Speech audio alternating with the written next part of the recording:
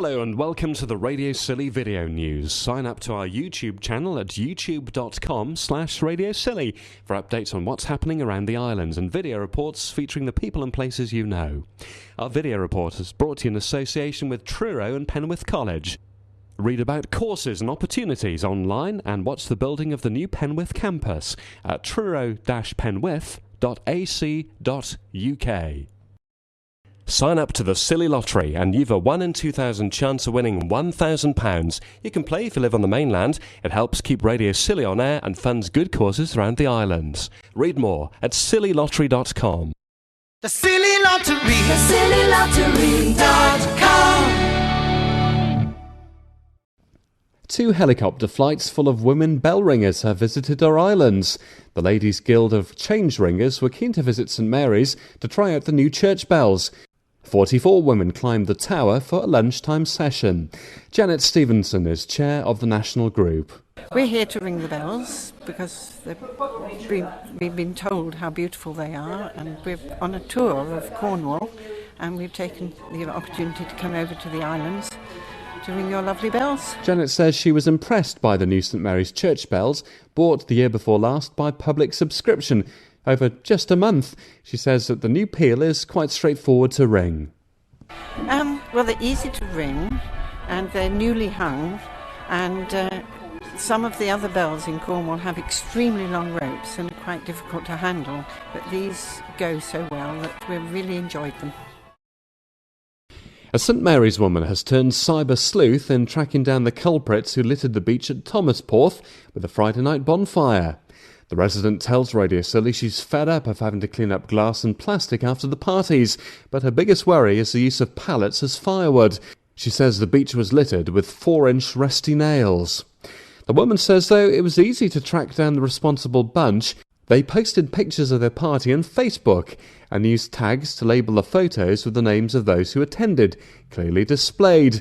We understand that after a few calls to parents, the beach clean-up will take place next weekend and after future bonfire parties. The landlord of the New Inn on Tresco says this weekend's Real Ale and Music Festival has been a big success. Roadrunner finished up the 3-day event on Monday night with the Best in Islands music. Music has been an important part of the event, and over the years more bands have performed at each of the 17 festivals so far. This time another island landlord, Rob from the Turk's Head and St Agnes, helped make recommendations about performers and encouraged the country music group, the Lost 11 from Bristol, to travel down to the islands for the event.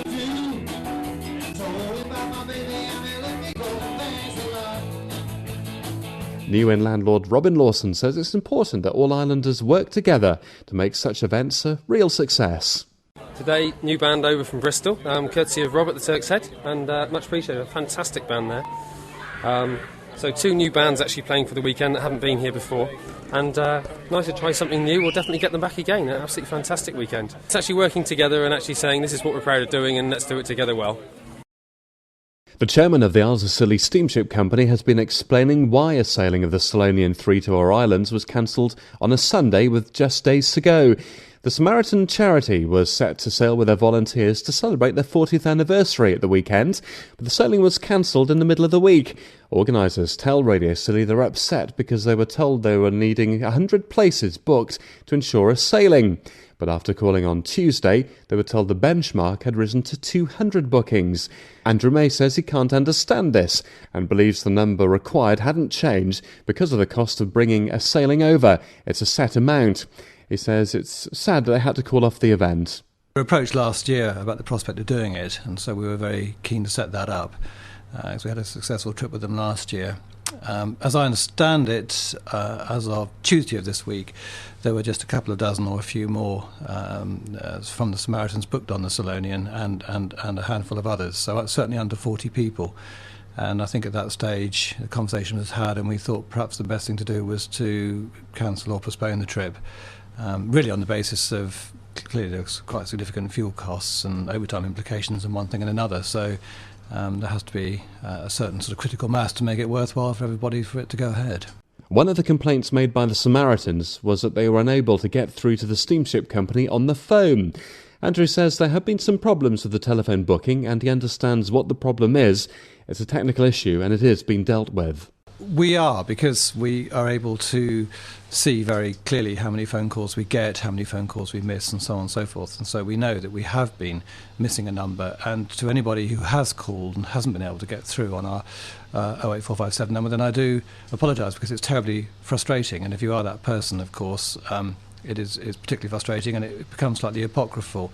I don't think that the problem is perhaps quite as bad as it might be perceived by those who haven't got through, because the numbers aren't huge, but that isn't the point. You know, we do want to look after all of our customers. You know, we have put great effort into customer care in recent years. We've got a bit of a reputation to maintain, and so we're working hard to improve the situation.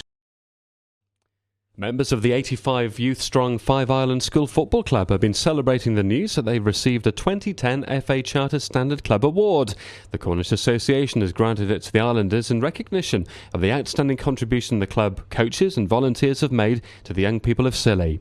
Jim Johnson says he's very pleased, and the significant effort in training and motivating the youngsters when competition isn't readily available here as it is on the mainland has been marked by the award. I think it's a brilliant achievement for the club. We started many years ago, and we built it up to what it is now. And it just goes to show that the effort and the time and skills that we put into the club is starting to show through, which is a great achievement. And what's it mean to the youngsters that are obviously going to be sharing this award, because it's something that's been judged as well, isn't it? Yeah, I think it gives them something to believe in. I think, you know, we keep sort of like moaning at them week in, week out, try and do this, try and do that, and it just shows that we're doing the right things, and hopefully they'll see that the club's coming good. It's a big success story, really, isn't it? I mean, the number of youngsters involved in it, if you, I suppose, looked at percentage of youth population terms, it must be one of the highest penetrations in the UK. Yeah, for the amount of people we've got at the school and the amount of people that do join in football, and we're covering all the age ranges now, from sort of like rising fives or just sort of year ones, or just the real start of schooling right the way through to the secondary school. We're even managing to get matches against mainland schools that come over for our senior players. So we're covering the whole range now, which is great. And you've got some over this week as well, haven't you? Yeah, Wednesday we've got I think it's 2 schools from the mainland playing our junior members, and then later on in the summer we've got some senior fixtures as well. Are you getting over the challenge of the geographic isolation, do you think? You seem to be. Yeah, I think we look at the teams that are coming over and we invite them to play us, and it's become very regular now. I mean, Claire does a great job in speaking to them, obviously through her secretarial side, and she does a fab job all the way through with all the stuff with the chartered FA Charter and everything else. So it's a nice thing for Claire to win, really, because she does an awful lot of work behind the scenes and keeps us out in front and keeps us doing what we're doing. And most importantly, what are the youngsters getting from this? I mean, they're getting to pick up football skills, but they're getting other stuff beyond that. Yeah, they're getting all sorts of really through discipline, everything, skills, camaraderie, you know, being a team member and everything like that. And after, when we have our celebration evening, our presentation night, you know, they're getting their medals and they're getting trophies, and it's all a good thing to come and join in with, and hopefully it'll continue and go from strength to strength. After receiving the award, a delegation of Islanders are set to travel to Bodmin in Cornwall for a ceremony on the 9th of June. Claire Stone is secretary of the Five Island School Football Club. There's a presentation evening at Bodmin on the 9th of June, and our chair, Jimmy Johnson, he's going to go along to that, and hopefully, we're really hoping that Bryce Wilby will be able to attend as well.